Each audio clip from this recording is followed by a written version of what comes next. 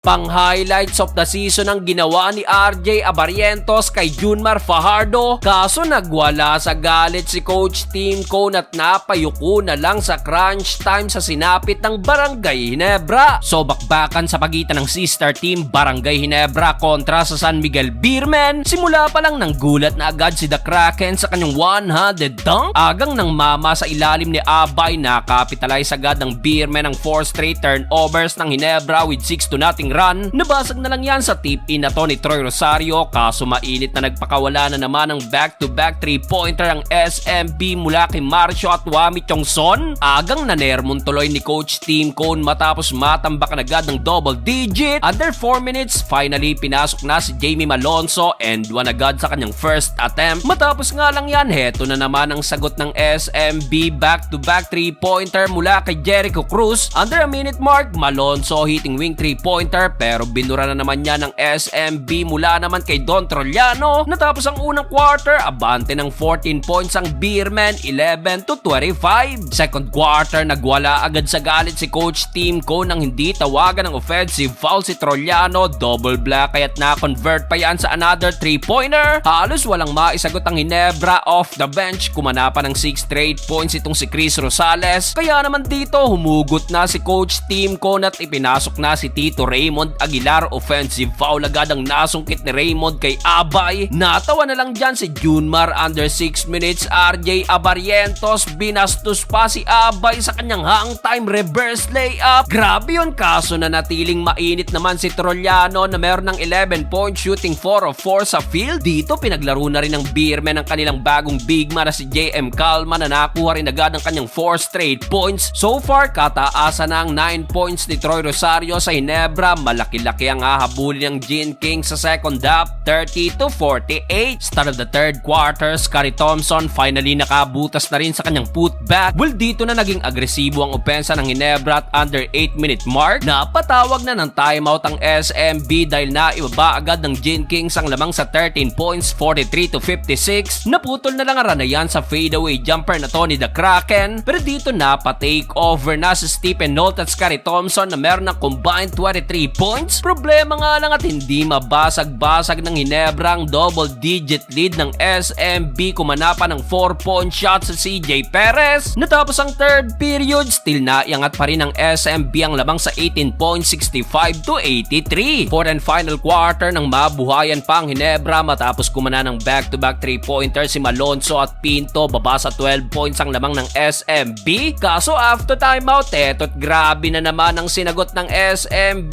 7 straight points ni CJ Perez, isang 4 at isang 3. Takeover mode si CJ Perez sa crunch time na binuhat ang Beermen with already 23 points. Dahil dyan napayuko na lang si Coach Tim Cone sa huli, panalo ang SMB.